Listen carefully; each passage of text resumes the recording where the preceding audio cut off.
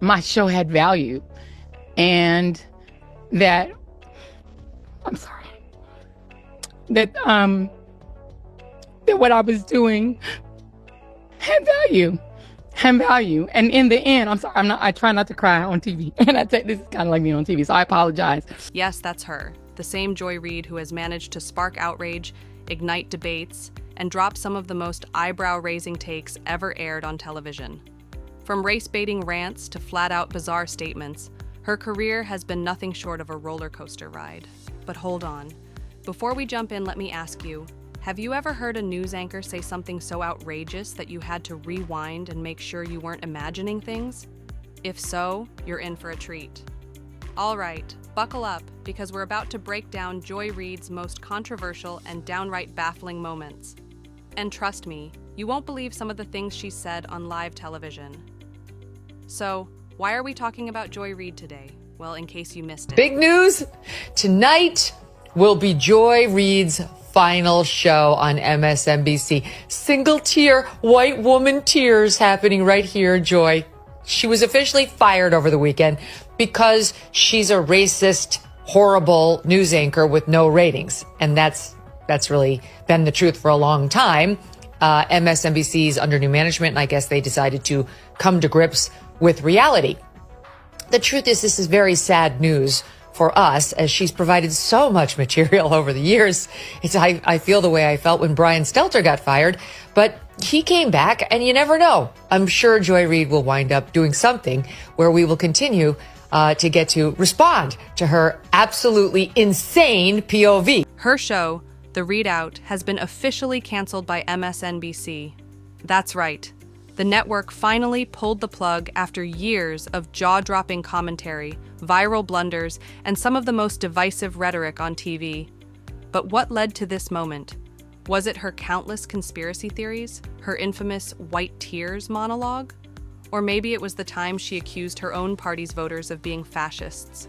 Whatever the reason, Joy Reid's time in the spotlight has officially come to an end, at least for now.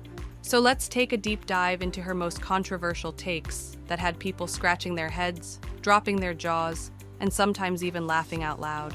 Let me just say to Megyn Kelly, in my 30-some years as a journalist and my 50-some years as a person of color, go f*** yourself. Okay? Now, let's be real. Joy Reid has always been a lightning rod for controversy. But some of her statements, they weren't just controversial, they were downright absurd. Take her stance on Trump supporters, for example. For years, she painted them as nothing more than angry, racist white people voting out of fear. But when Trump started gaining traction with Black and Latino voters, what did Joy do? She called them fascists. To Trump being incapable of losing this election. He's winning in a landslide. And some Democrats are starting to believe the disinformation, too. Have you noticed how sharply the polls have shifted in Trump's favor over the last couple weeks? With these claims that Trump is surging with Black and Latino voters and leading in every single swing state, according to secret internal polls, despite all the Hitler talk. Yes, this race will be far too close. Because unfortunately, we do have a fascist groundswell in parts of this country, mainly among white men, let's be clear, but in small pockets among Black and brown men, too. This happens to be a global phenomenon. Wait, what? So, when a certain group doesn't vote the way she expects, they're suddenly part of a fascist movement? Make it make sense, Joy. And who could forget her take on the Trump assassination attempt? While the world watched in shock as the former president was shot on stage, Joy Reid was busy calling it an active shooter situation and questioning if he was even hit by a bullet at all. Excuse me? The footage is right there. We still don't know for sure whether Donald Trump was hit by a bullet, whether he was hit by glass fragments, whether he was hit by shrapnel.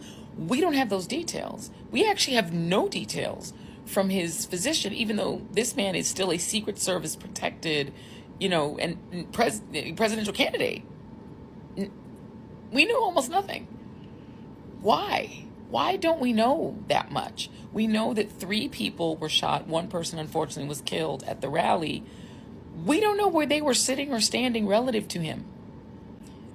We don't know why For 9 full seconds, Donald Trump was allowed to stand back up during an active shooter situation, even though they, at that point, had said the shooter was down. How would they have known if there were more shooters or not?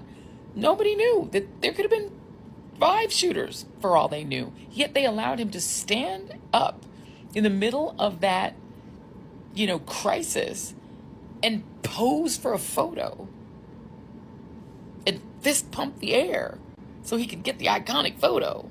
And then they allowed him to stand up again outside of the SUV instead of just shoving him into the SUV. That seems really unusual. What is the actual injury to Donald Trump's ear that's under that bandage? Shouldn't we know that by now? It's weird. And there doesn't seem to be a whole lot of curiosity about it, in the sort of media world, my profession. It's weird, right? Where are the FOIAs?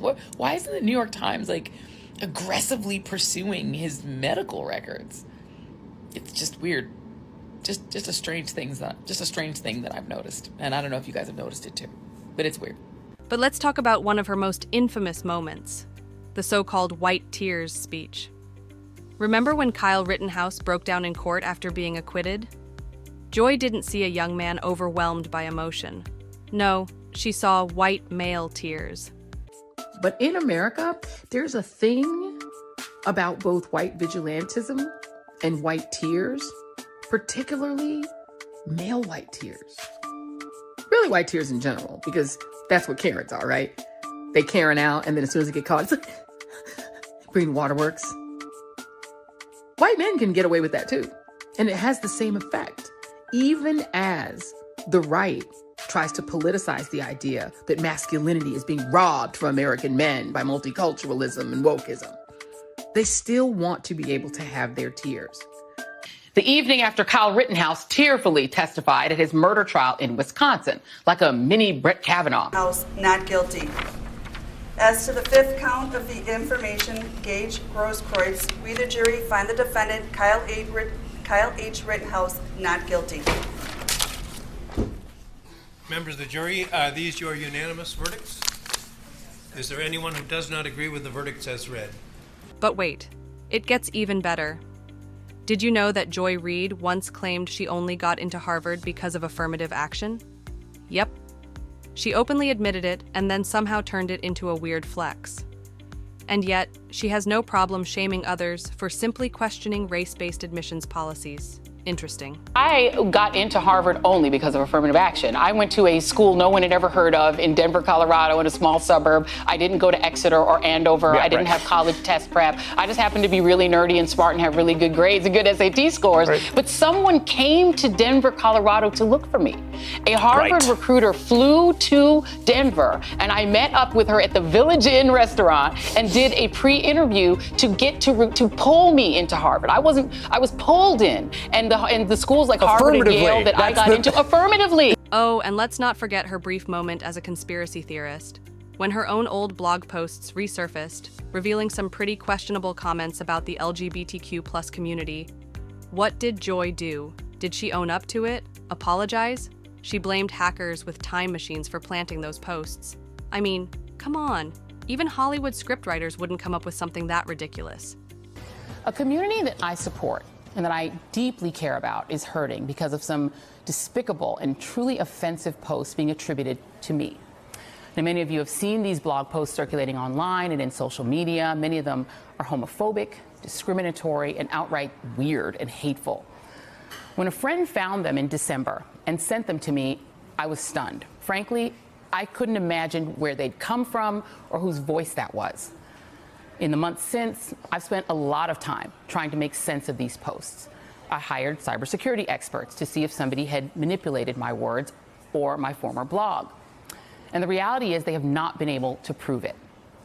But here's what I know.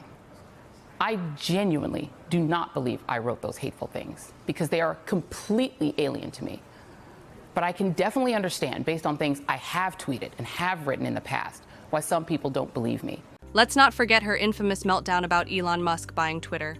Instead of celebrating free speech, Joy went on a tirade about how it was dangerous and that conservatives only wanted to use the platform to spread misinformation. Because in Joy's world, any opinion she disagrees with is automatically false. The bottom line is, as you said, if they don't want to just be in the club. They are on the, they've been described as being on the outside of the culture looking in through the glass. But they don't just want to come in. They want to come in and be able to punch people in the face and walk around and laugh about it and not have anyone be able to stop them. The thing is, the enjoyment they get out of being in this town square is being able to harass people, being able to attack people. Elon Musk, I guess he misses the old South Africa in the 80s. He wants that back. And then there was her bizarre moment in July 2024 when Joy Reid took to TikTok, warning black voters they'd look real weird not backing Kamala Harris for president.